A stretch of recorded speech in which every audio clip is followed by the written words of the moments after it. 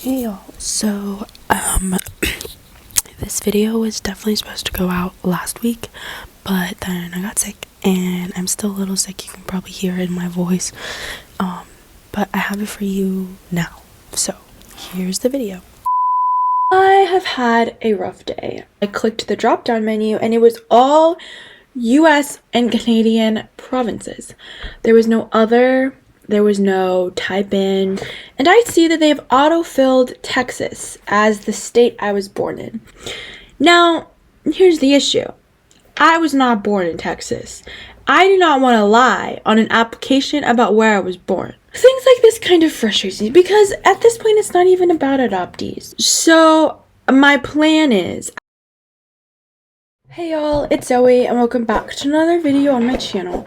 So today's video, I have had a rough day. So, okay, if you are watching my Vlogmas videos from like 2020, I made a video where I basically talked about one of my family members who needed a transplant. And at that time, I was on blood thinners. If you want to watch all of those videos where I talk about my story with blood thinners and all that, there's a playlist which I'll link down below. So, in the video I'm referring to, in my Vlogmas videos, one of my relatives needed an organ transplant. So I got tested for it, and most of the questions that they ask you for an organ transplant are not adoptee friendly because it asks you for a lot of medical history questions, which I couldn't answer. So that entire video was about me talking about the frustrations that I get from filling out medical forms. So today, I had a very frustrating experience. So I'm currently looking into what I'm trying to do after college, and I am vlogging it. I have been vlogging it since October, so that video will probably be coming out once I actually know what I'm doing post-college. So today, I was looking at one of the options I have for post-college opportunities, and it was through a university. And I was starting to fill out the application because the deadline is coming up and I wanted to get it done. And it asked for place of birth. So I typed in the city that I was born in, then it asked for state or province. I clicked the drop down menu and it was all US and Canadian provinces. There was no type in, so I left it blank. So then I continued.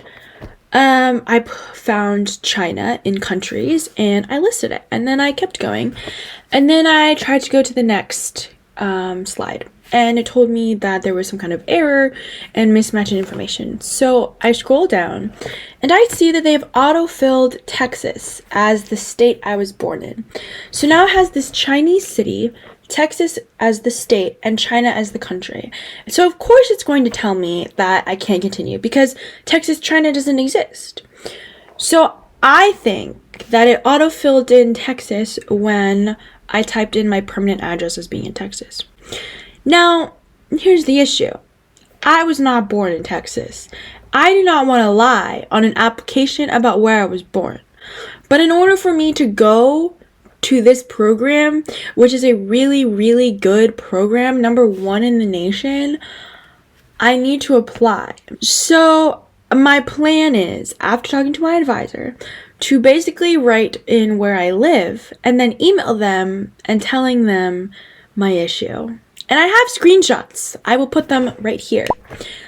It was just really, really annoying. And I honestly, it just like, things like this kind of frustrates me because at this point it's not even about adoptees. It affects international students too, because I'm sure tons of international students will apply to go to schools and big prestigious universities. Not that where I'm going is like prestigious, but it is a big university, or at least where I'm applying to is a big university.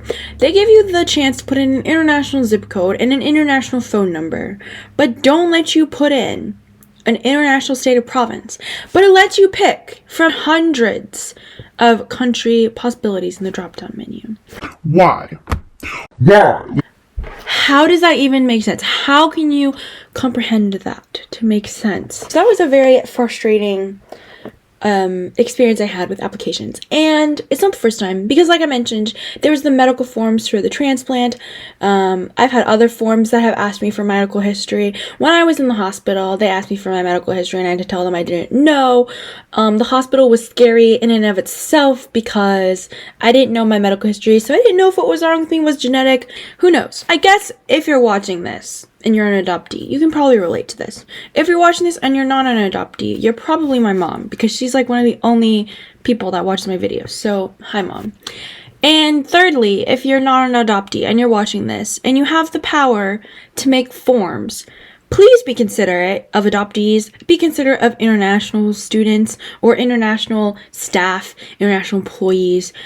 Not everyone was born in the United States who lives in America. The whole point of America being called the melting pot is because we have people who have immigrated from other countries. So if you're going to offer on applications to put the country that you were born in, you need to let people manually write it, because having a drop-down menu is very risky. So that is what I'm doing tomorrow morning, and I'm so excited. Not really, that was sarcasm. I hope you enjoyed my rant. And that's all I have for you, because I was just very frustrated. And I'm gonna go keep working on my work and see you in the next video. So yeah, that's it. I hope this video was entertaining to listen to me rant and complain. So I'm gonna go now, but I hope you all have a lovely rest of your day, and you should be lucky that you don't have to deal with these things if you were an American born citizen. So I'm gonna go now, but see you next week. Bye.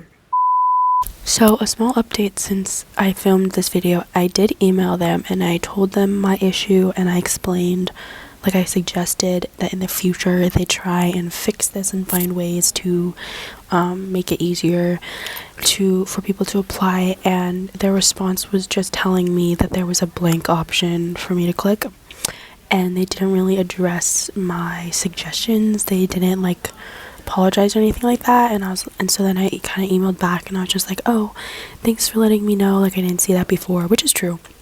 I did not see the blank option before.